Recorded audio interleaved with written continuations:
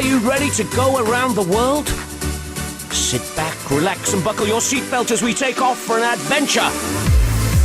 It's jet-lag free but filled full of fun and travel insights. The only thing you'll need to pack is a sense of humor. Time for the award-winning travel show, Around the World. Hi, welcome to Around the World, Arthur von Wiesenberger's travel show. I'm Rebecca Brown, and today we have wonderful co-host Lisa Amador. Hi there. Lisa, tell us what you do. Well, I own Amador Matchmaking, so I make love every day. Oh, can I sign up for that's the trip I want to take? I help people find, date better and find their match and fall in love. And I also own Crush Tasting Room, which is opening tomorrow. So there's wine with all that lovemaking. Wine and food and lots of gatherings. Well, that sounds great because all of those belong on the trips we're going to take today. Today we're going to start off with paragliding, and you're going to talk about where you're going with all those wonderful trips. And she's brought lots of pictures so we can see her exotic, wild trips doing paragliding. Oh, awesome. And then Max Hartshorne is going to join us, and he's going to talk about Prince Edward Island up by Nova Scotia.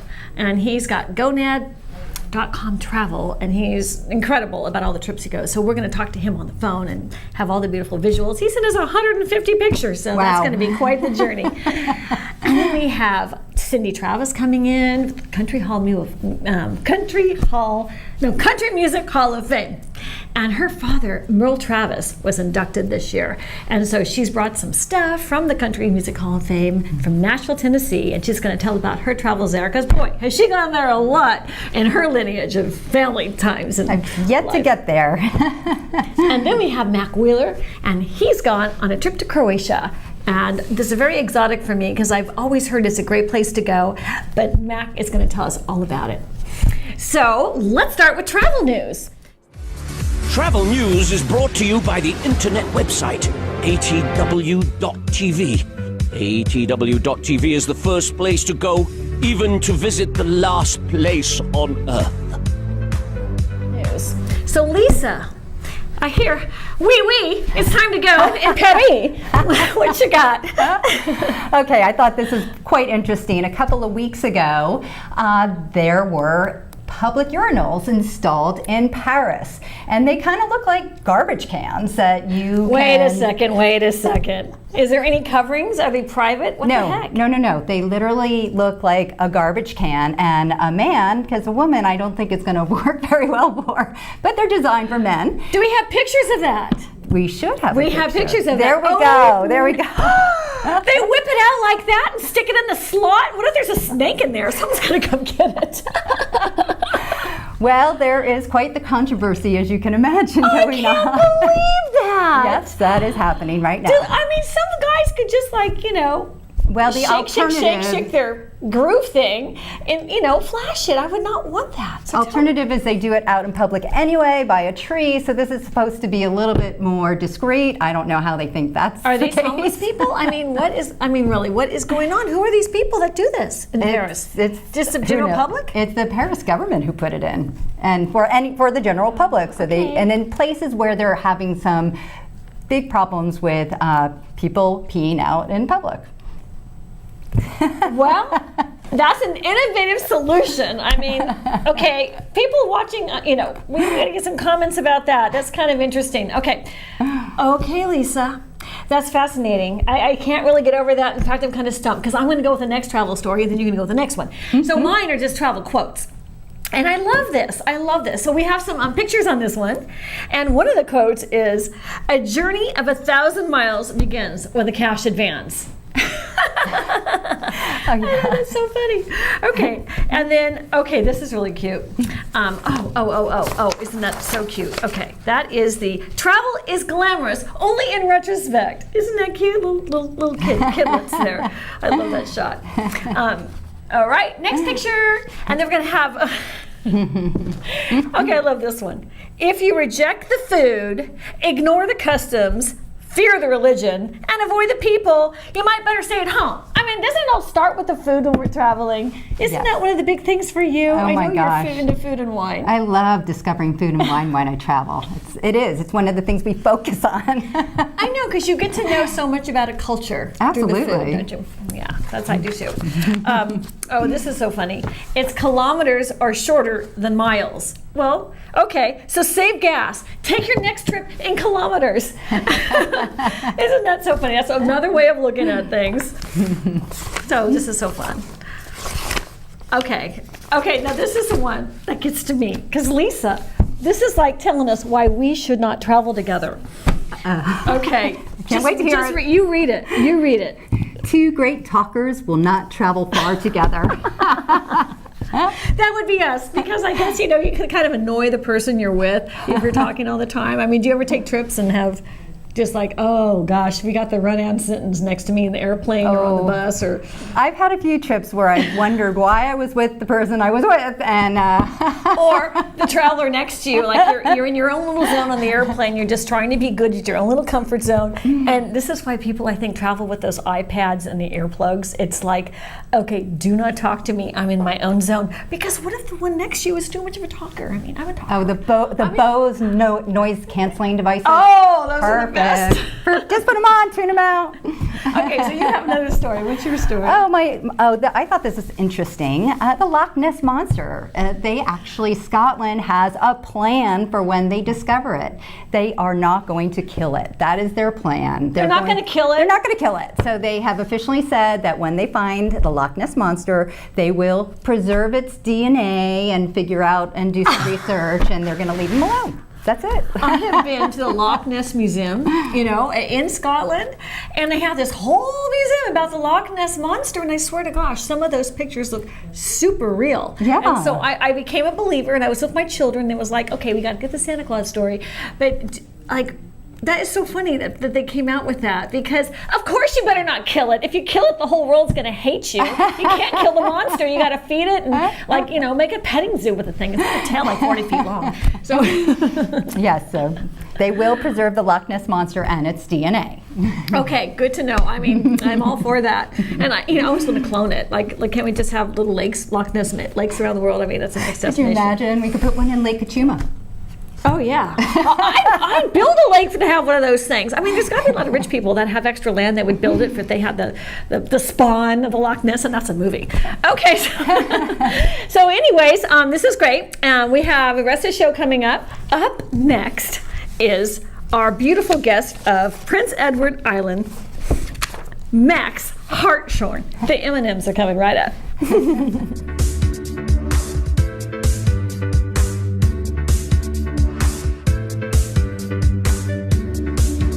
The Unity Shop, celebrating 100 years of guiding low-income families to self-sufficiency. In times of disaster, no one responds to families in need like the Unity Shop. Immediate assistance with food and clothing, and long-term assistance providing anything disaster victims need to get back on their feet, all with compassion, with dignity, for as long as you need us. To find out more, log on to unityshop.org.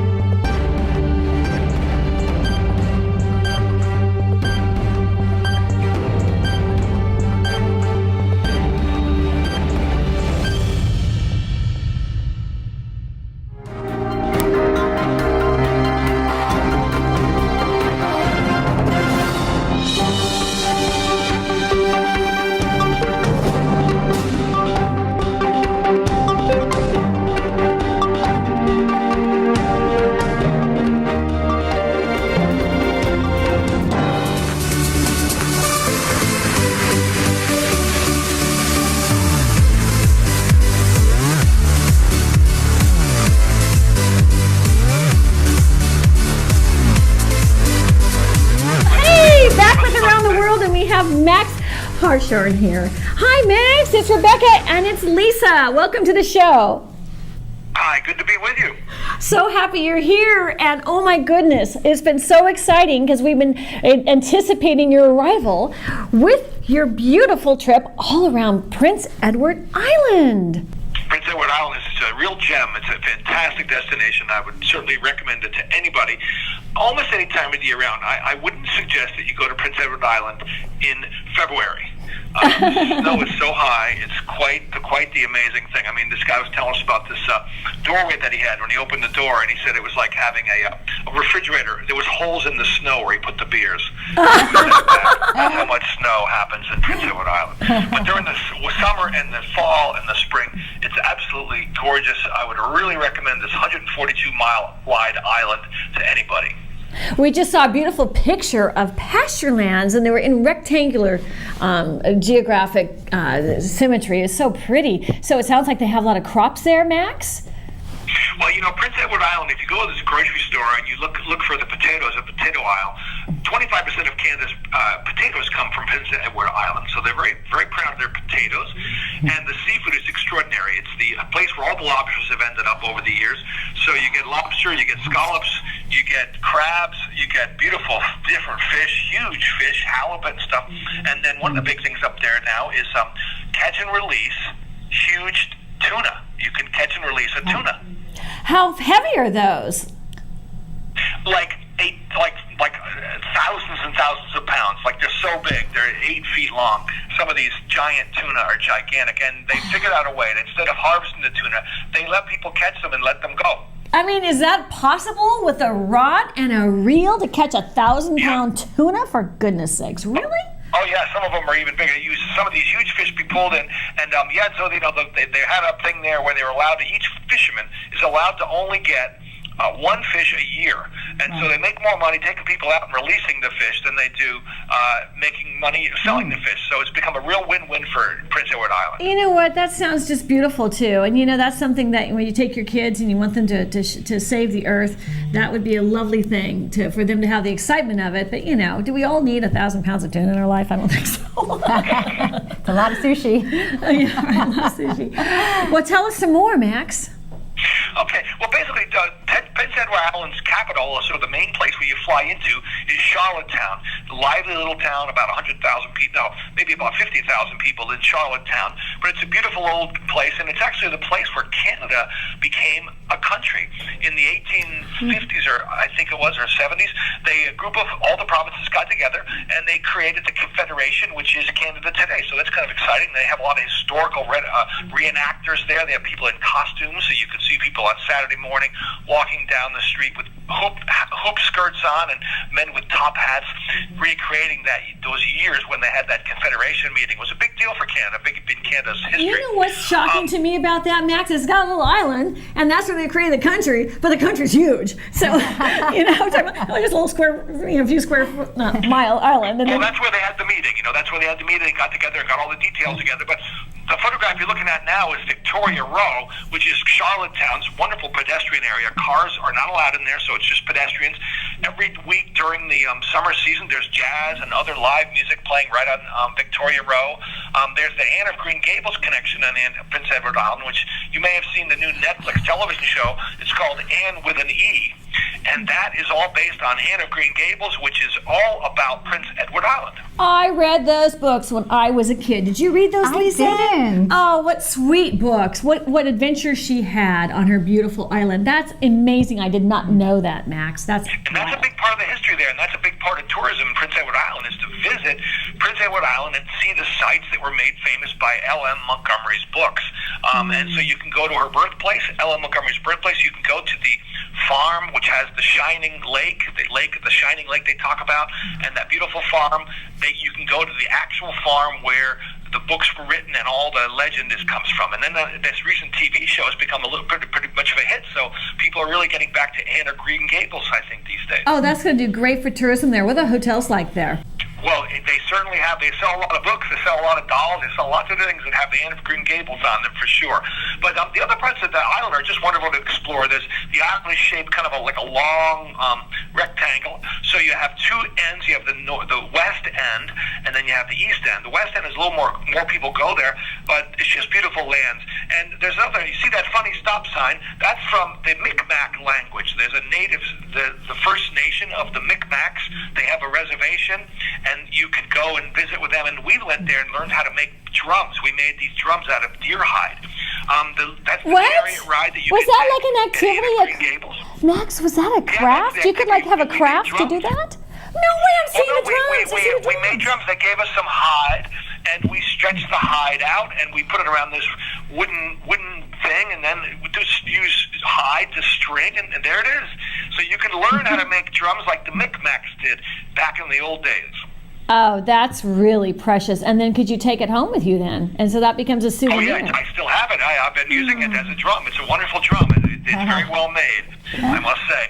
But the other things that are fun and really neat to remember about PEI is, it's an oyster capital, it's seafood capital, oyster capital. We had a couple of young gentlemen who were starting an oyster bar, a place where you can taste oysters. There's great wine there, right from other parts of Canada. Nova Scotia has a fantastic history with wine. What kind of varietals do they make? What varietals? They make all the different kinds, except it's a colder climate, so they don't make some of the deep reds, but they do all the different whites and some of the other, and they make some reds, but not as many of the deep reds, not as many like things like Cabernet. They don't have that. They'll have Cabernet Franc, or they'll have Chardonnay, stuff like that. But it's a great, Canada's filled with wineries. It's just, Prince Edward Island has so many things to look at. You can fly there very easily from Montreal or from other parts of Canada. There's a bike trail. There's a photograph of it. There's a bike trail that goes the entire length of Prince Edward Island, about 150-mile bike trail. So you can take a bike there and go the whole length of the whole island. In what, in 2 days, 3 days? How do you do that? Would you stay at a hotel in between, or what? We went there for a week, and we were never bored. I mean, we had such fun for a week. But the water's warm enough to go swimming in. Unlike California, you can go in the water in Prince Edward Island, which is wonderful. Oh, that's shocking. Max, talk about, I read in your article that you wrote at GoNomad.com. That's Max's site. He's got all these great places he's been to, and he has this whole article about it. And in that article, tell them the thing about the oysters, and they sell them for $1, and then all this stuff about how they grade the oysters there in the machine and everything. I thought that was fascinating, because we here in California eat a lot of oysters. Basically, most of the oysters on Prince Edward Island are farmed offshore. They have oyster beds, which they have in water. But these guys, the folks that we visited with, these two young men who are starting their own business, the Valley Pearl Oysters, they actually seed the oysters in the beds of the water. So they're kind of wild oysters, and they're better quality oysters. Yeah, they bought a special machine to sort the oysters, so they could sort them by each different size. And if you get cheap oysters, like you can go someplace and get $1 oysters, but usually they'll have the shells will be a little bit brittle, and you'll get a lot more sandy stuff and a lot more shell when you eat the raw oysters. So that's why people spend a couple bucks more for some good oysters. But boy, Prince Edward Island oysters, Prince Edward Island mussels are famous. You probably have those on the West Coast. It's famous for mussels, oysters, and other crustaceans that they can grow offshore. So it's interesting because, Lisa and I are happy hour friends. We go out to a lot of happy hours, and we have these happy hour oysters. And you are right. They're probably getting like the seconds, like in eggs or in other things, there's like the seconds, so they can ship the soft-shelled out so that people can have that kind of oyster. But we do take it in the shell. I got to tell you, we've that's certainly been, so that's interesting, because maybe that's why they become that $1 happy hour oyster. So I was fascinated when I read that. I didn't know anything about that. Yeah. Now, the other things to check out on Prince Edward Island are some of the great hotels. They have wonderful hotels. We stayed in a hotel on Pall Mall, which is a wonderful historic place. We also slept in a lighthouse. So I thought you'd be interested in that, Rebecca. There's a lighthouse hotel which you can stay in on the west Point Lighthouse Inn. There it is. The lighthouse, you can go up to the top of the lighthouse and you can actually sleep right there in the hotel, right underneath the lighthouse. That is romantic and dreamy. So Max, we're wrapping up now. So tell people what else you do and how they can find out about you to explore the things that you explore with you. How do they do that? Yeah, well, if you want to know more about Prince Edward Island, visit GoNomad.com. You can find our article about Anne of Green Gables sites, as well as my feature about various parts of our trip to Prince Edward Island. And if you want to go explore any other part of the world, go to GoNomad.com. Wow. Well, thank you so much for joining us, Max. So we'll talk to you next time. It's been so fun having you as a guest. Bye. Bye. Next up, we have Lisa talking about her paragliding. So stay tuned for the next segment of Around the World without Arthur, because he's traveling around the world.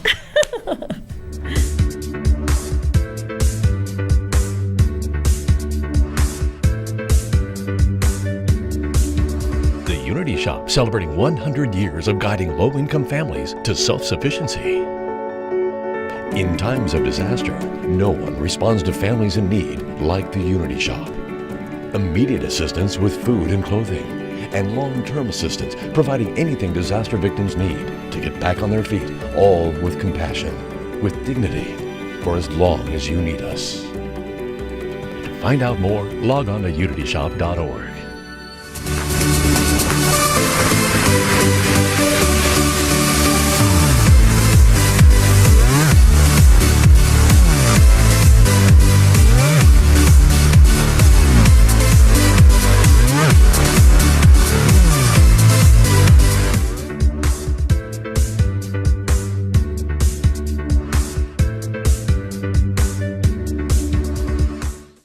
Every morning you could count on it being there with the rise of the sun. We're proud to say we've been there every day with you.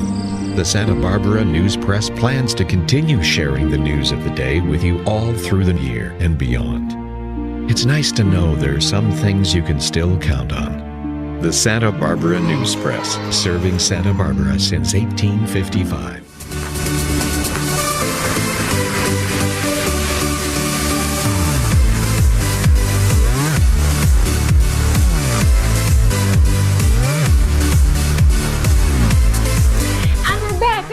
World with Arthur von Wiesenberger, who is traveling today, and lovely co-host Lisa Amador is here with me, and it's so fun to be with my buddy that, we're sisters with travel, love, wine, boy talk, the things we do together. And Lisa's going to talk to us now about her trip paragliding, because this is what she loves to do. And Lisa, tell us about that type of passion in travel. Okay, so when you have an activity that you enjoy doing and you can do it around the world, why wouldn't you do it? So paragliding is so fantastic because you have your own transportation that you pack in a bag, and you can just put it on your back and you can climb up a mountain or a hillside, and as long as the winds are in your favor and it's clear, you just launch and you look for the good winds. Okay, so tell us about this picture we're looking at. So that's in the Drakensberg Range in South Africa.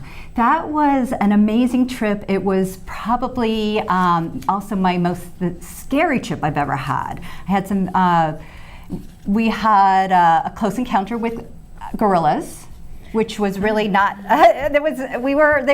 there you go, those are the gorillas. They look really innocent and tiny, but they're not. And they get very angry and aggressive, and they beat their chests, and they bark like dogs. And Eric, who was my husband, was flying above them, and they did not like it. And they got very, very aggressive. And we were worried about where he was going to land safely. You mean you would just land? I mean, didn't you pick a destination to land somewhere that was by a bus stop so you can get down to the next place? Or typically, yes. Typically, you have a place where you're going to. It's a legal launch area and a legal landing area. But when you're in South Africa, almost anything goes, so you could just launch and land where you want. So were those your greeters at the next stop? Oh my gosh, yes, everywhere. It was amazing. And some of my greeters, some of these are the huts that we passed along the way. I had little children come out and greet me with machetes. When I landed in a field. It was a little bit, it was very uncomfortable actually, but it was absolutely safe. I just had to radio in because we were with a group, we were with a guide, and we would radio in our coordinates and they would just come pick you up. So at that case, I was supposed to land with the group and I didn't, and I just had to land short, and here come all these kids with machetes, and it was scary but awesome because they were so fascinated. But that wasn't so bad. What an adventure, my goodness. Oh my gosh. I missed some of the photos that we were going through. Oh my gosh, okay, this photo right here. This woman is looking really nice and happy at this moment, but in front of her is a big table of raw meat. And so we were in a market. It was a day that we were not able to fly, and our guide, who spoke Hutu and Zulu, said, hey, let's go into this village. We were the only white people in there, and that was fine because he absolutely felt comfortable there. We felt comfortable, and what was interesting, it was payday. It was Friday, and there were these young guys in military outfits. They must have been maybe 14 and 15 with guns. There's a picture of that in there. So that was a little bit different, and the women were working. All the women had the tables and the men were drunk. Oh, wow. It was the culture there. Okay. It was quite interesting. And as I walked up to that table with raw meat, I had my camera with me, and I was fascinated because there was this table with raw meat and there were kind of flies all over, just flying all over. And I don't know, I just picked up my camera to take a picture, and this woman, this behind it, also carrying her meat cleaver, got so angry, and she says, "What are you taking a picture of?" And literally was holding on to her cleaver. And I don't know where this came from, but I said, "Because you're beautiful." And she's like, "Oh, you think I'm beautiful? Oh my gosh." And she was so happy. And, "Oh, did you fly on an airplane? I've never," it was. And then you became friends. That's so nice. Oh, what I thought nice recovery, you know. That was, I really That's your thought. people skills. You're really good at that, Lisa. I don't know where that came from. But I'm here and not on her meat table today because of it. I wonder who else was on the meat table. Oh, wow. What's this?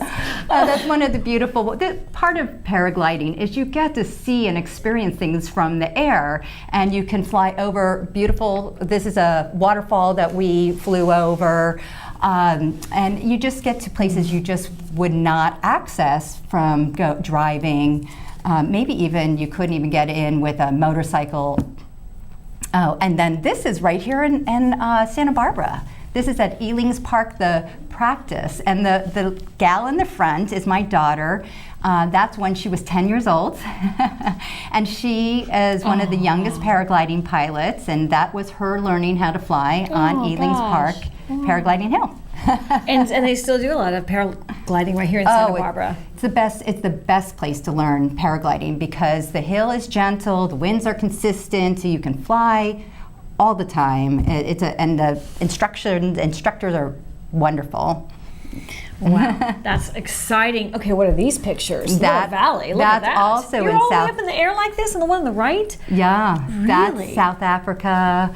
There were some photos in there from Chamonix. I missed those. Maybe we could find those. But this is the scenery we get to fly over. It's just spectacular, and there's no sound, just the wind, and it's just such a free, magical feeling. And this is look at the green. So this is a legal site. This is a site in France in Annecy where we landed. And that's me many years ago with my kids when they were really small, and that's when I was a brunette. So it's a long time ago. And that is after I had landed. Were they just there at the site with you, or did they go came over when I landed to congratulate me. It was one of my early days of flying, and they came over, Mom just landed. And that's in Chamonix. I flew in Chamonix. It was spectacular. It's just flying over. It's like the homes there are looking like a Swiss village, and the mountains are spectacular. And you're up there. You're up there, thousands of feet above ground. And for me, I love it. Well, if someone wanted to do the paragliding, is there schools? I mean, maybe we'll just talk about quickly how they can get involved, because you're very inspiring about that you did this. Thank you. Well, I encourage people to go. There are lots of schools here in Santa Barbara. There's Fly Above All. But in their local municipality, they could probably look that up. Oh yes, look it up. They look at websites for paragliding, and pretty much there's sites in Utah and Oregon. So beginners like me could say, I want to do it, and would it be attainable for someone like me, Lisa? Absolutely, absolutely. My 10-year-old daughter did it. Well, good. Well, thank you, Lisa, for that.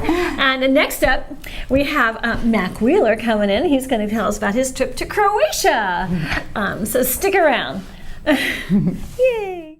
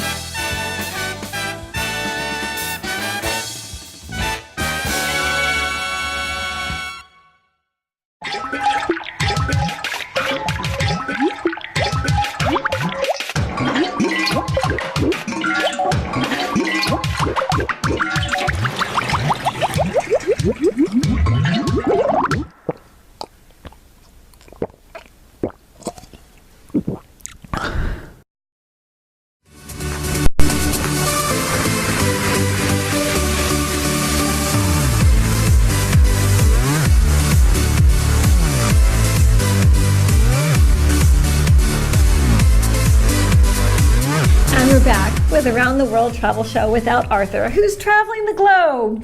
It's going to be probably some great video. He's going to come back and tell us all about his trip really soon, because we miss you so much, Arthur. I'm with Lisa Amador, who's my co-host today. Hello. And we have our next guest is Mac Wheeler, who's been to Croatia, which is a place I haven't been. Have you been there, Lisa? I have not. Okay, so Mac, say hello. Hello, everyone. So we want to hear about your travels. Tell us about what inspired your trip to Croatia and what you found there. And well, actually, that's kind of interesting, I think. First off, I found in all my travels is that one very important thing is who you travel with.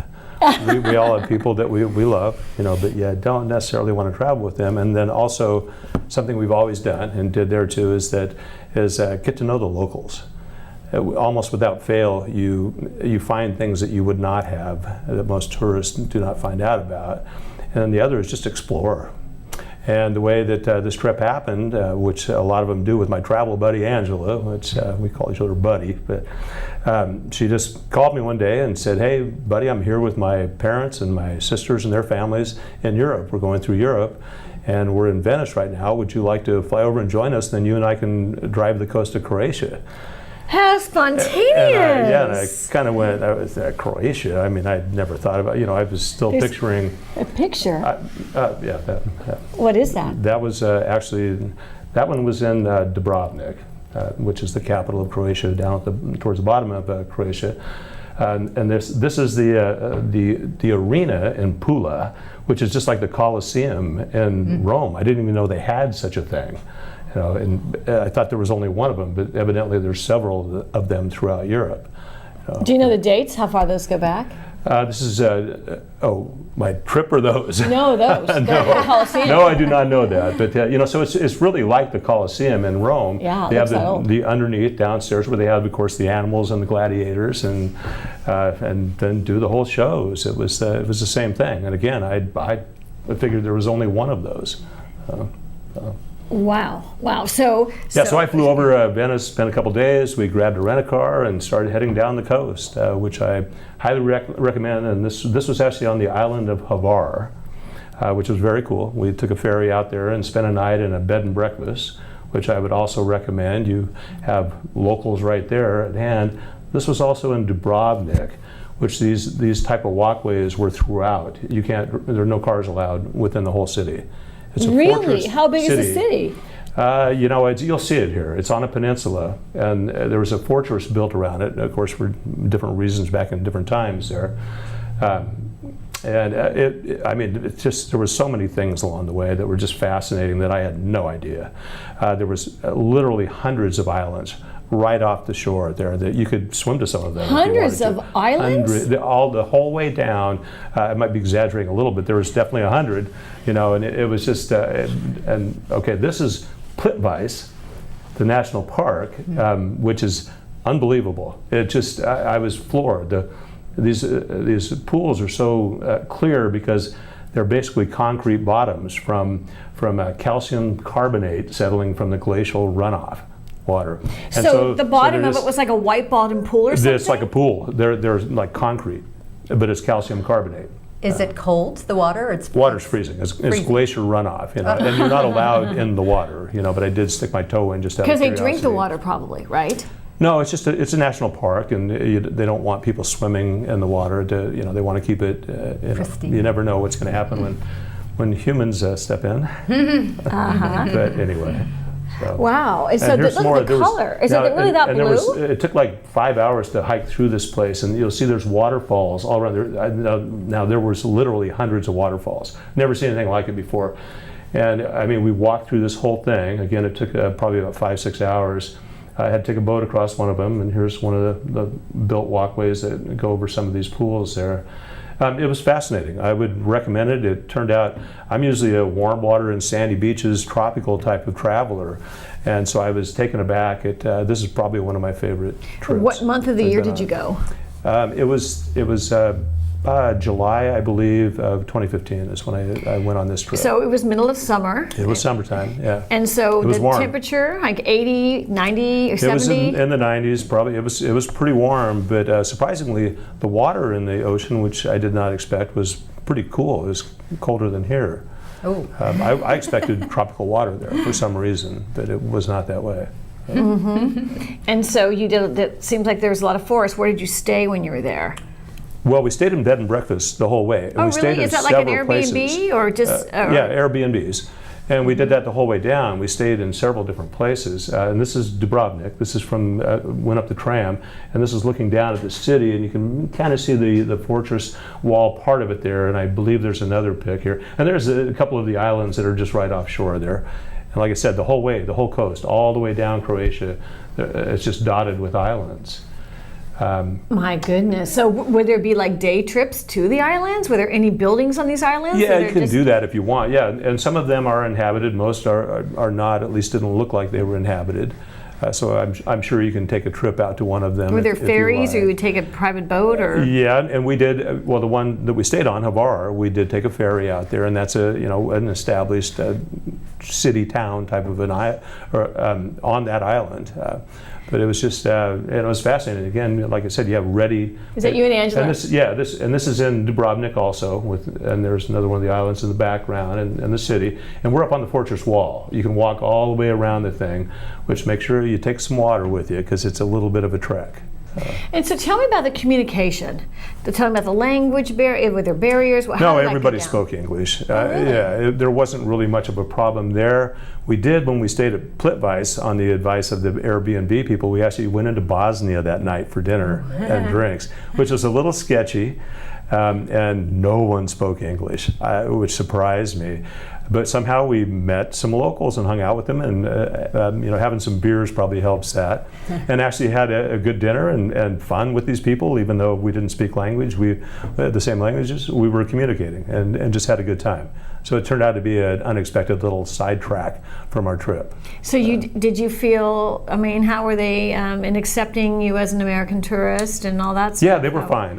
Usually we found pretty much everywhere we travel is people will treat you how you treat them. Rarely is that not the case. And it's and if you're genuine about it, they're people just like we are. They see that and they treat you the same.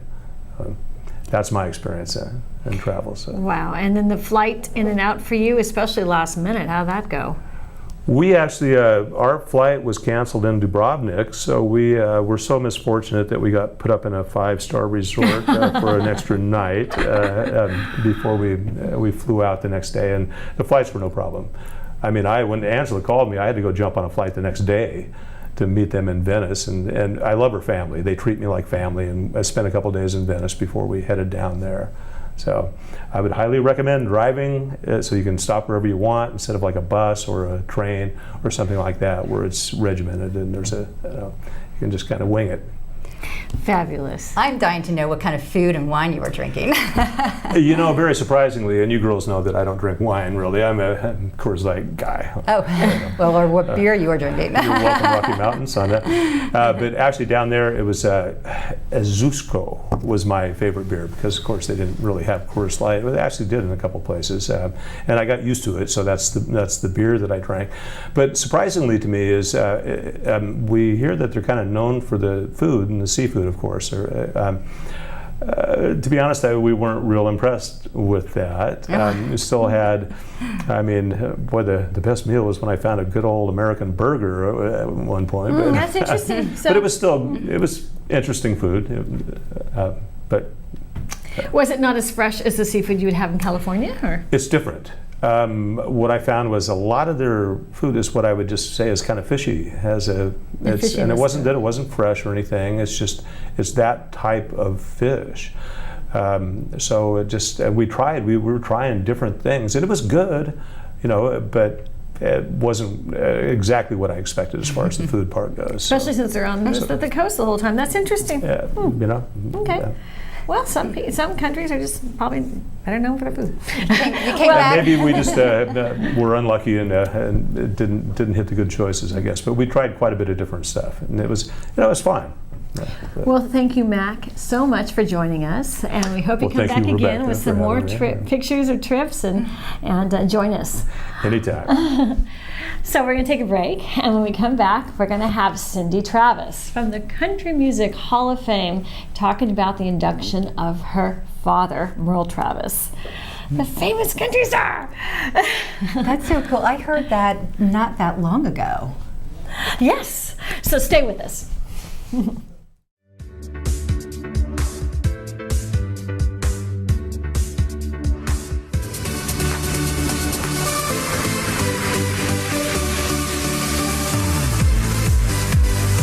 Back around the world, Arthur von Wiesenberger's show, and we are going to Nashville next. So we're going to go on a globe and look, and where is Nashville? There it is. And with us today is Lisa Amador, my co-host, and our guest is Cindy Travis, talking about Nashville, and she knows it well. Howdy, girl. Welcome. Thank you. Okay, so Cindy, now we all want to know the lineage. Because I think you're going to tell us what you're going to talk about, and tell us why you're going to talk about it, all the way back to conception. Oh, well, I was born. Well, my dad was a country western music singer, songwriter, mostly in the 50s, 60s, 70s through the 80s, or early 80s. And he wrote the most famous song he wrote was 16 Tons, which Tennessee Ernie Ford recorded. And he basically invented the first solid body electric guitar, and never understood why keys on guitars were on both sides, because one side is easy to change the strings and the other side is not easy to change the strings. So he decided he wanted all the keys put on one side of the guitar. So that was my dad's invention. And a fella named Paul Bigsby built it for him, and Leo Fender, his friend, ended up making tons of them. And Fender guitars. Yeah, Fender guitars. Is that it there? And no, that's the first guitar that my dad made. Wow. That's the first solid body guitar that was ever made. And then Paul Bigsby was basically a cabinet maker, and people kept coming to him when my dad would play, and because my dad designed it and Paul Bigsby made it. And then when my dad was playing it, everybody was like, "Where'd you get that guitar? What is that guitar?" And he said, "Oh yeah, my friend Paul Bigsby." So people were going to Paul Bigsby to make them, and he goes, "I'm a cabinet maker," you know. And he was worked in race car driving. What do you call it? A speaker of the race car drivers. And he goes, "I don't have time to make these guitars. All these people are calling me." And he goes, "I don't know. Go see Leo Fender." So Leo Fender started making these guitars. And then in a very big way. Yes, and then in a very big way. And so anyway, my dad wrote that song, wrote a lot of songs, invented Travis picking, which is a type of guitar picking with just fingers and thumb. And did that through his career and recorded a lot of albums. And everybody thinks that it was Johnny Cash and Chet Atkins and all these people that started country music, but it was actually started kind of in the 50s in Bakersfield, at least in California. Oh.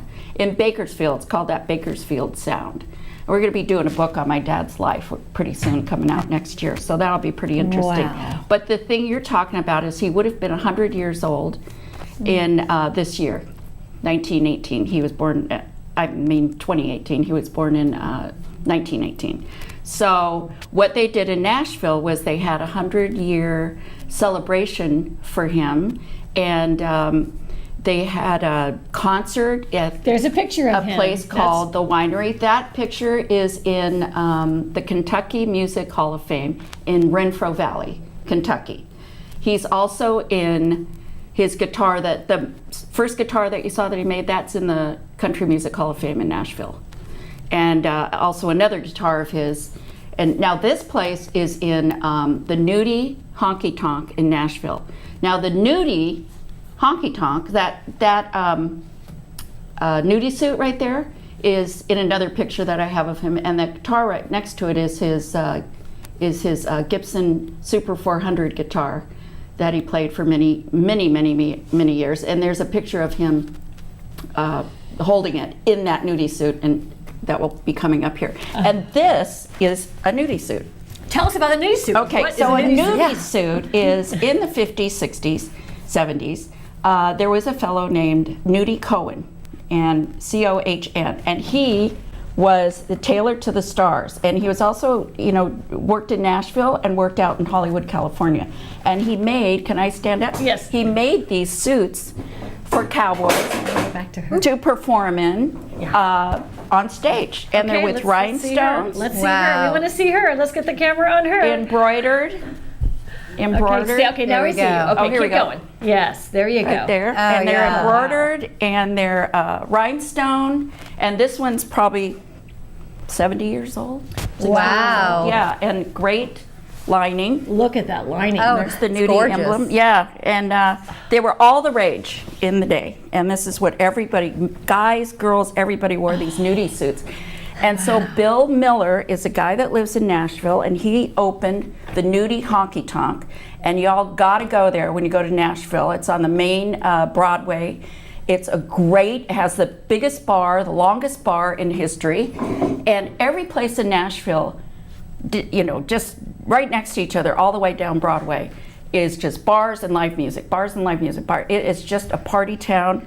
Every place, this place and most places, are 3 stories with a rooftop bar with beautiful views, and it is the funnest place ever. And this guy, Bill Miller, has just taken over this town. He opened the Nudie Honky Tonk. We all call it the nudie bar. He goes, "I hate it when people call it the nudie bar." Because they think it's about strippers. Everybody I know, thinks it it's does. strippers. Absolutely. And he goes, "It's not. It's he always has live music."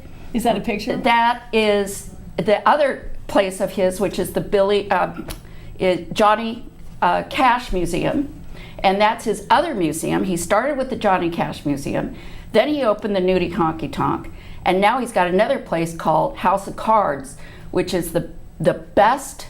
It's gotten great write-ups, best magicians, best food, 5-star. It's in an old honky-tonk building in Nashville that he redid. I mean, the guy has just taken over the town and just made it so many fun things.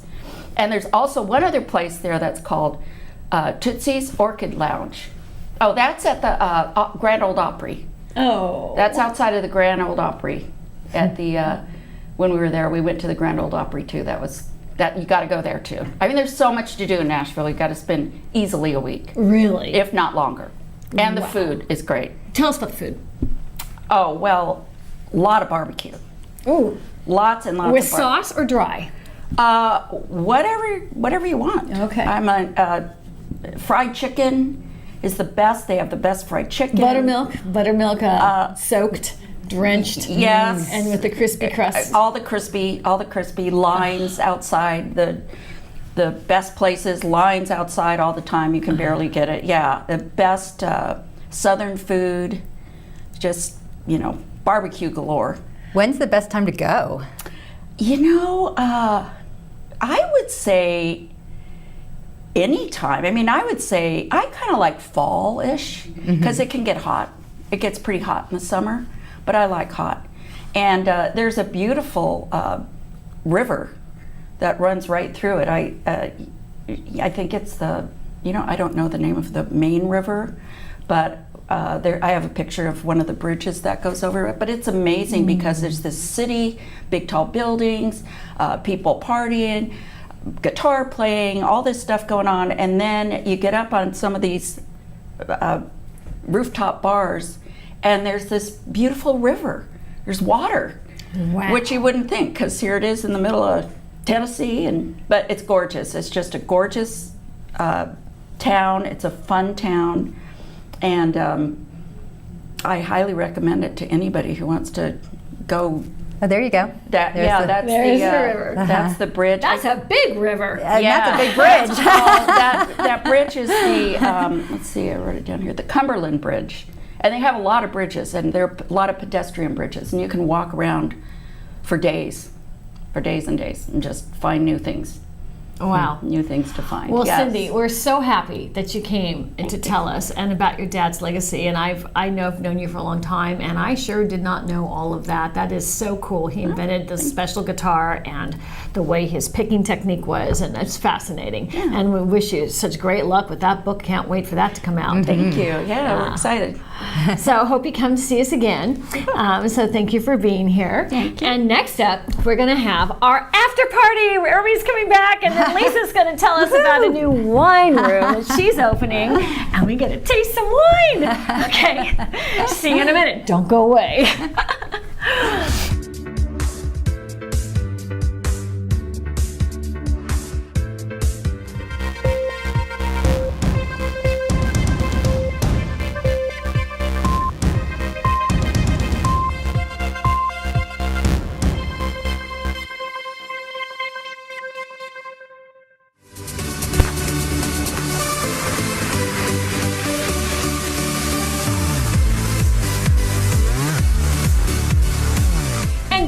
With Around the World, Arthur von Wiesenberger is on vacay right now, and I have co-host Lisa Amador. We've been having such a great time, and we've had guests Mac Wheeler and Cindy Travis, and we had Max Hartshorne that called in from Prince Edward Island, his trip there.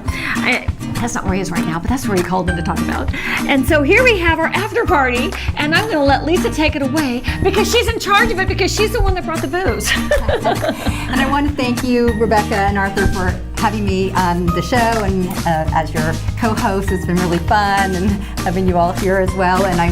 And we are today's a special day because we brought one of our wines from, we're going to be opening Crush Tasting Room, which is a boutique wine room that is going to be representing Central Coast boutique winemakers and wineries that don't have their own tasting rooms, and they're small production. They're typically under 500 cases, and you will probably not be able to taste a lot of these wines anywhere but at our tasting room, which is going on 432 East Haley Street near the mill. So you know. And the thing about this is if you're going to be visiting Santa Barbara, you got to try it out because it's very special, unique boutique wineries that make this wine that you're doing. Oh my gosh, absolutely fabulous wines. And one If you live in Santa Barbara, you just got to come. It's a must. And it's a new type of technology. Please tell us about that. Yes, the wines are going to be dispensed through a wine system. They're like little mini fridges, and each wine is sealed with argon gas. And you can take a taste, a half a glass or a full glass, and the wines are preserved with that gas. So we have a wine wall, we'll have 20 bottles on tap, and you could just taste away.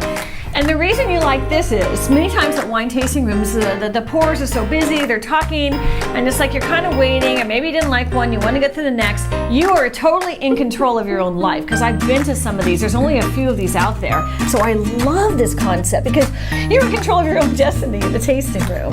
And what we also love about it is we have a kitchen. We're going to have food, and this is going to be fabulous food, very reasonably priced, so you can come back. Let's talk about this while we're drinking the wine. Tell us what wine we're drinking. The wine. That's true. Okay, this is Kimsey wine. This is such a fabulous wine. It's a Syrah. You have to come in. Where's it try made? Where's it made? Oh my gosh. Wood Valley. This is Ballard Canyon. Oh yeah, that's close by. Mm-hmm. Okay, so what varietal is this? This is a Syrah. Okay, I'll have some. And definitely we had a little soft opening with our investors, and this was a huge hit. Keep going. And let's see, what else can I say?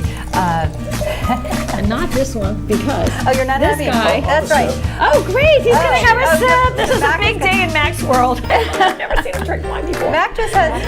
Rocky Mountain. Oh, and we will have beer. We're gonna have beer also. So if you don't drink wine. Oh, really? you Okay, are? so let's cheers to the opening of Crush, and let's really cheers to Arthur von Wiesenberger. And now he's had this award-winning travel show for 20 years, and we love him and we miss him.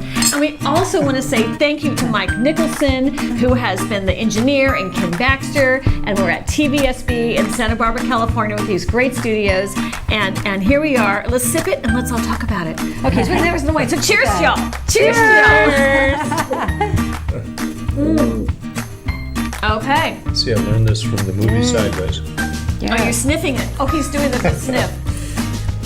Oh, this is fun. This is fun to drink. The celebration of the show today. Very We had good. so much fun. Really good.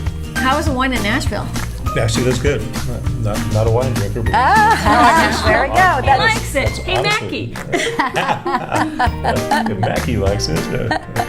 Wine is always good Tasty. in Oh, this Nashville. is terrific. We have. I also brought. Let's see, but we won't open it right now. Maybe later.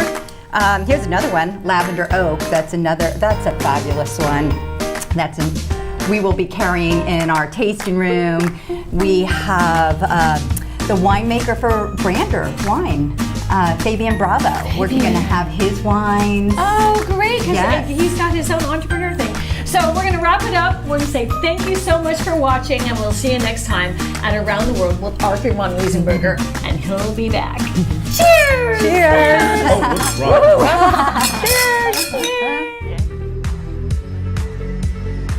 Thank you for traveling with us today on Around the World. We hope you'll join us for another adventure next week. In the meantime, all of us at Around the World wish you happy trails.